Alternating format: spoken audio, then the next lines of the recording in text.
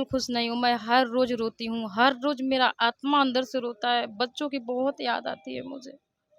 तीनों बच्चे आपके साथ नहीं हैं? नहीं, मेरे साथ एक छोटा वाला बस लड़का है, 2 बच्चे दादा-दादी के पास है, फिर भी मैं क्या कर सकती हूँ? वहाँ पे जाऊँगी तो वहाँ पे ससुर जी मेरे साथ बहुत गलत-गलत बिहेव करते हैं।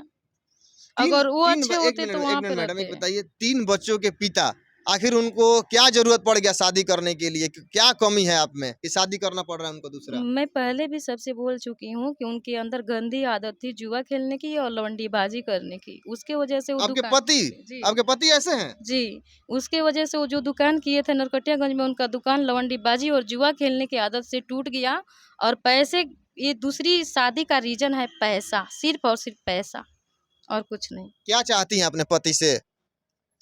हो सकता है कि आपको अपना लें। आखिर आप चाहती क्या हैं अपने पति से? उनके पास जाइएगा। मैं तो रहने के लिए बिल्कुल तैयार हूँ क्योंकि मेरे ऑलरेडी 3-3 बच्चे हैं, मैं कहाँ जा सकती हूँ फिर और हमारे कास्ट में दूसरी शादी भी नहीं होती है। वो तो कहीं भी कितना भी मुँह मार सकते हैं, हम ऐसा नहीं करेंगे।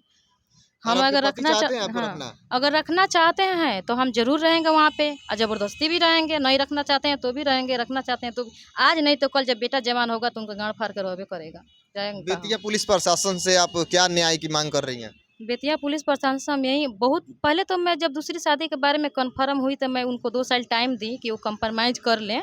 मैं केस वेस करने जा रही थी तो मेरे हस्बैंड मेरे पैर पकड़ लिए, रोने लगे कि संध्या मुझे माफ़ कर दो, मैं तुम्हें जीवन में किसी भी चीज़ की कमी नहीं होने दूँगा।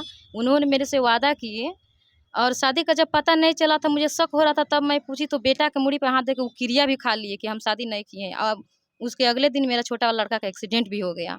इतने गंदे इंसान हैं, भगवान के सर पे ही हाथ हाथ रख के कसम खाए हैं कि शादी नहीं किए हैं। उसी लड़का का एक्सीडेंट हो गया? हाँ, जो बेटा छोटा वाला है उसके सर पे हाथ रख के कसम खाए कि हम पूछे कि आप शादी किए हैं का कहीं बाहर में, जो आप मेरे साथ इतना गलत व्यवहार करते हैं? तो बोले कि नहीं। हम बोले कि बेटा के सर पे हाथ रख के कसम खाइए तो वो सर पे हाथ रख के कसम खा लिया। अगले दिन मेरा बेटा का एक्सीडेंट हो गया गाँव में। लेकिन कहीं न कहीं आपके मन में है कि अगर हमें पति हमारे आपके पति अगर बुलाते हैं, तो पहले जैसा रखते थे वैसा रखेंगे तब चले जाइएगा?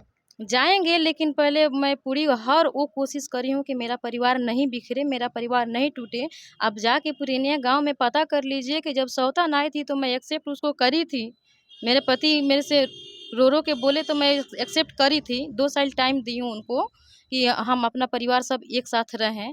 लेकिन मेरे पति जब वहाँ से जब दूसरी पत्नी भगाई ना, तो स्टेशन पे लाके 3 बच्चा के साथ मुझे पटना स्टेशन पे अकेले छोड़ दिए।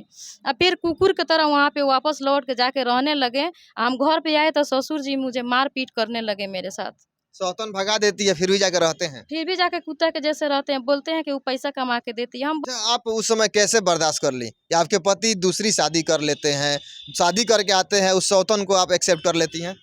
आप समझ सकते हैं कि हम कैसे बर्दाश्त किए क्योंकि मेरे मायके वाले बहुत भोले-भाले, बहुत सीधे-साधे हैं। मेरे पापा, मेरे भाई, अगर ये लोग जितना बदतमीज़ होते ना, तो आज ये दिन देखना नहीं पड़ता, वो कब के सुधर गए होते। मार के हाथ-पैर वो लोग तोड़ देता ना, तब समझ में आ जाता। वो हमारे मायके वाले के कमज़ोरी का फ़ायदा उठाए हैं।